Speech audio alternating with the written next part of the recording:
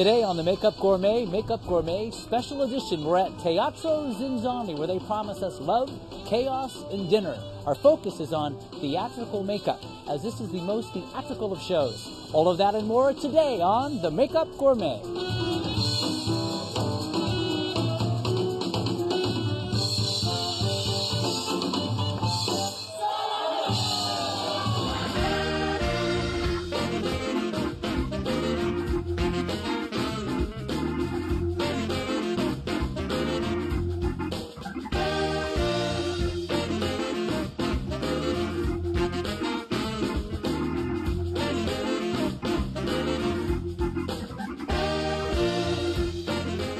Welcome to the Makeup Gourmet. I'm your host, Chris Scott, and this is the show where I teach you how to cook a look. Today is the Makeup Gourmet Special Edition. We're at Teatro ZinZanni. We're going to learn about theatrical makeup. So let's slip backstage before the show starts and meet a couple of the key performers as they put on their makeup.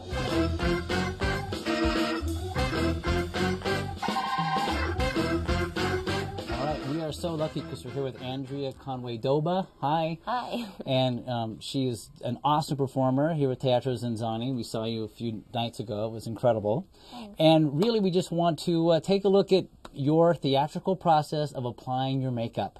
Okay. All right? Sure. So why don't you go ahead and get started. So what are you putting on first? I start with the base, and it's a water base. Yeah, it's a water-based foundation. So it's water activated. Yeah. And then you put it on the sponge and then blend it onto your skin. And try and get it as, smooth as possible. I guess. Right. So how far removed would you say your character is from you in real life? Or is it far removed?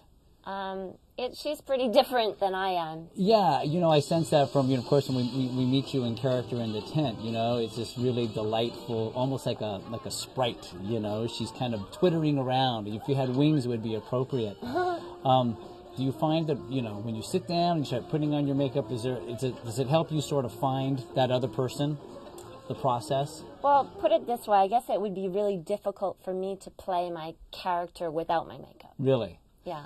Right. I mean, when you're rehearsing, of course, you're not wearing the makeup, but before you go out in front of a large audience like you will tonight, it's very helpful for you to, get there through the makeup. Oh, for sure, because I still have nightmares about being late and not getting my makeup up on time, and Serious? Whether or not I can actually do the character without the makeup.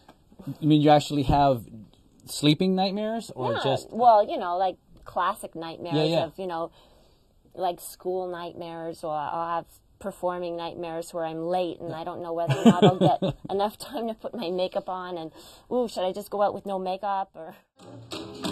Shall we dig then to despair, or shall we dance with never a care?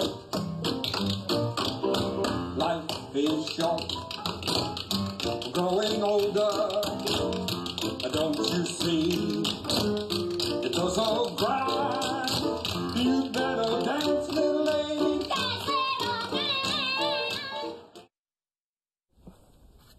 What's that stuff? Well, I think it's more like for covering scars, but this one woman that I used to work with, she said it was really good for covering, partial eyebrows, because I have pretty, not super bushy eyebrows, but... I see. And then you put foundation back over the top of that? No, just powder. Just powder.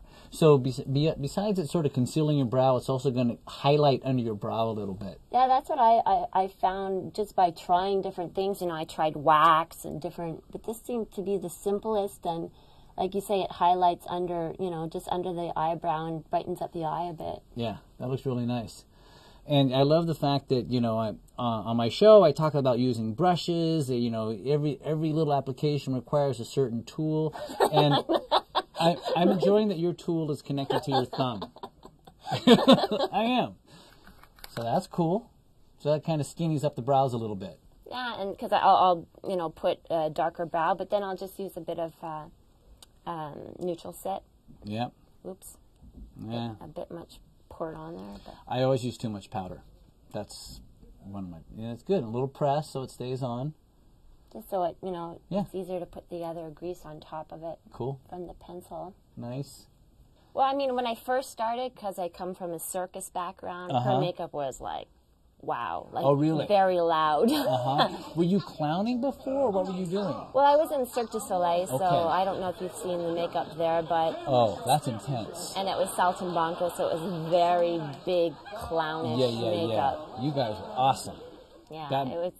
So I kind of learned some techniques there, and coming from that background, I started designing her makeup. It was a bit too loud. I kind of had to tone it down, bring it back.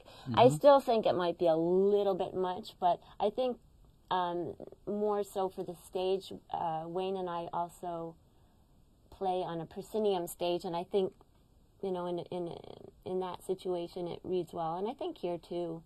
So that's how you do your brows, and you purposefully keep them a little bit widespread? Wide and a little bit crooked for the character. Yeah, good.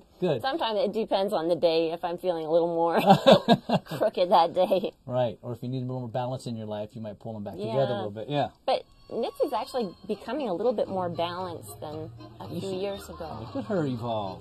Yeah, well. She's growing. Oh, good for her.